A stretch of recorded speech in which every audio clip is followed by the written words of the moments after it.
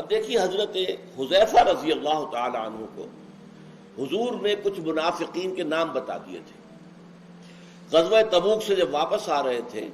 تو ایک تنگ سی گھاٹی میں سے گزر ہوا جہاں سے بس ایک اونٹ ایک وقت میں گزر سکتا تھا، تو حضور کے آگے آگے ایک صحابی چل رہے تھے لاٹھی لے کر، اور پیچھے حضور کی اونٹنی ہے، اور اس کے بعد ذرا فاصلے پر دوسرے صحابہ ہیں۔ تو کچھ منافق وہاں چھپے ہوئے تھے، انہوں نے حملہ کیا حضور کی جان لینے کے لیے۔ تو وہ جو صاحب آگے تھے لاٹھی لے کر، انہوں نے اپنی لاٹھی کی مدد سے انہیں کھدیڑ دیا وہاں سے۔ پھر حضور نے فرمایا حنظلہ تم چاہو تو میں تمہیں ان کے نام بتا دوں، حالانکہ وہ رات کا وقت تھا اور انہوں نے ڈھاٹھے باندھے ہوئے تھے اپنے، اور اپنا چہرے بالکل ڈھانکے ہوئے تھے۔ تو حضرت حنظلہ نے کہا حضور ضرور فرما دیجیے، آپ نے ان کے نام بتا دیے،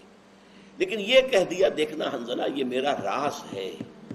یہ کسی اور سے نہیں کہنا ہے، اس لیے کہ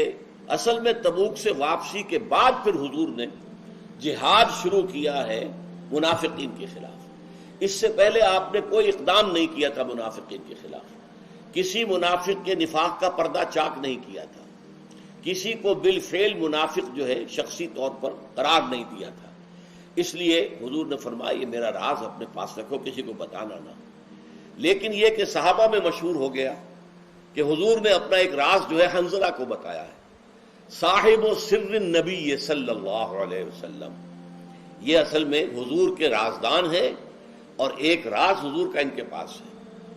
اب یہ دیکھیے حضرت حذیفہ سے سوال کرتے ہیں حضرت عمر ان حذیفہ، حضرت حذیفہ سے روایت ہے قال مر بی عمر بن الخطاب وانا جالس فی المسجد، کہ میرے پاس سے عمر ابن خطاب رضی اللہ تعالیٰ عنہ کا گزر ہوا اور میں مسجد میں بیٹھا ہوا تھا۔ فقال لی یا حذیفہ، تو انہوں نے مجھ سے کہا حضرت عمر نے، اے حذیفہ ان فلانا قد مات فاشہدہ،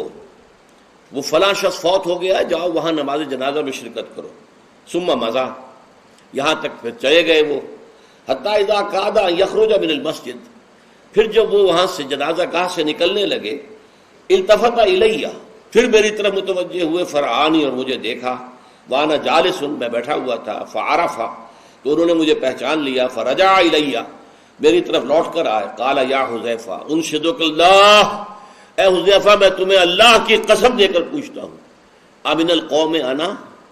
کہیں میرا نام تو ان منافقوں میں نہیں تھا جو حضور نے تمہیں بتائے تھے؟ قلت اللہم لا، میں نے کہا اللہ کی قسم نہیں، ہرگز نہیں، ہرگز نہیں،